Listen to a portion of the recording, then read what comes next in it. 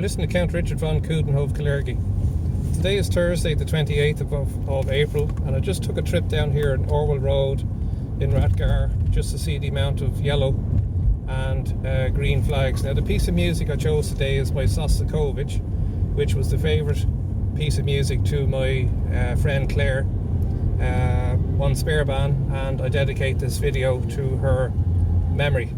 Now, Shostakovich was quite an interesting character, and one of the things he used to do was actually write letters to himself to test the efficiency of the postal system, and he died in 1975. So here we go, you can see all the supporters out there, and I will not be beeping my horn.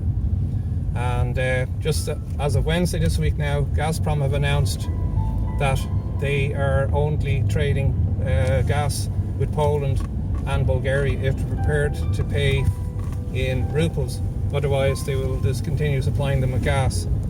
Now, just to give you an idea of the amount of gas that is actually shipped at sea, I had a chat with a gentleman earlier on this year whose son was on board a ship called the Yakov Gavel, and at the time it was based off Siberia, where a lot of the Russian gas exports come through up in the Arctic Ocean.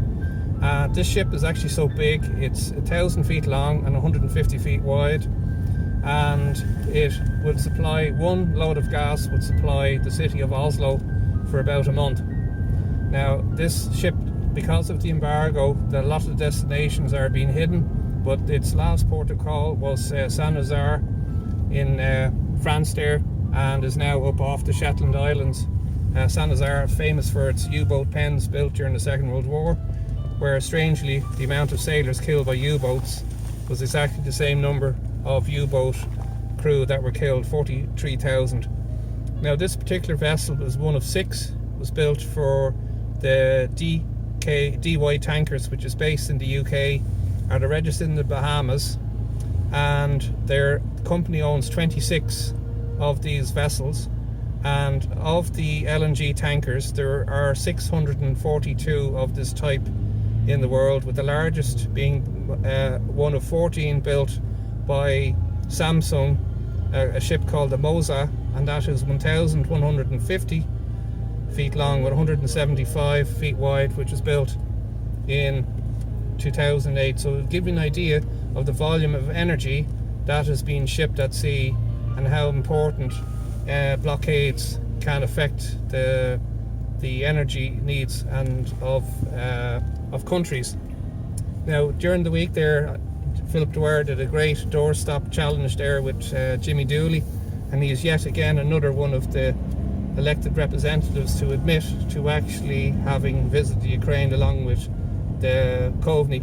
Now, just to give you an idea how large Ukraine is, it is 603,000 square kilometres, and it's double the size of Poland. And you compare that to Ireland with 84,000 square kilometres. So sure, parts of the Ukraine are actually peaceful, and it's only the border regions that the conflict is taking place. Just another thing as well, with Helen McEntee has also said that there is no limit on the number of Ukrainians that come visit Ireland. Now, this is the Lower Churchtown Road here, and on the left hand side is a golf course, and so just keep an eye out for the odd stray ball. And along with Micheál Martin has said the same thing. So it went from 20,000 to 200,000, and now there's no limit. And this with a country that has 10,000 homeless Irish, and a hospital crisis and a housing crisis. So what could possibly go wrong? So just wait for the gang violence to break out between the Russians and the Ukrainians.